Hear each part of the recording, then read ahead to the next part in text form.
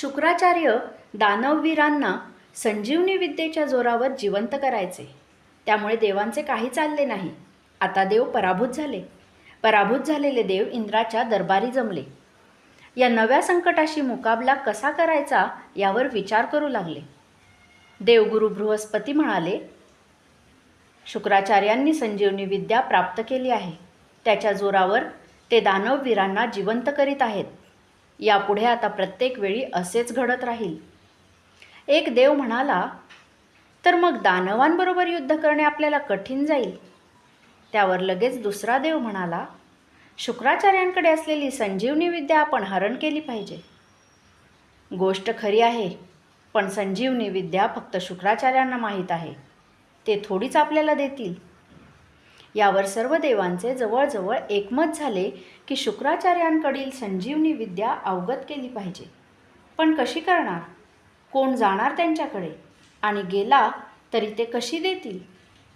मग कोणीतरी देवगुरु बृहस्पतीचा पुत्र कचाचे नाव सुचविले.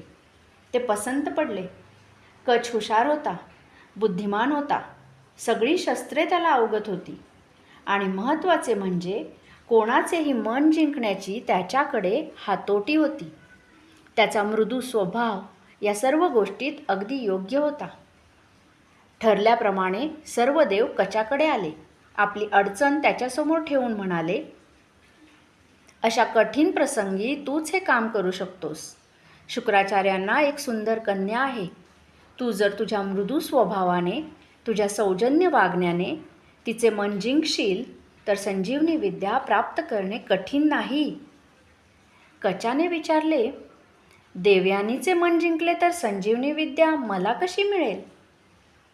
कारण देवयानी ही शुक्राचार्यांची अत्यंत लाडकी कन्या आहे.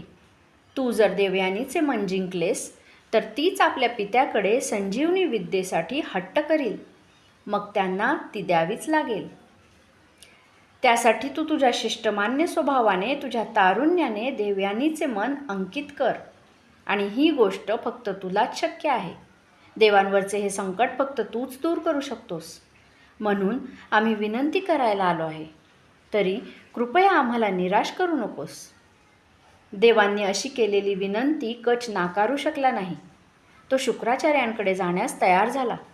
हे मोठे आव्हान आहे, फार कठीण गोष्ट आहे याची जाणीव असूनही तो तयार झाला. यावर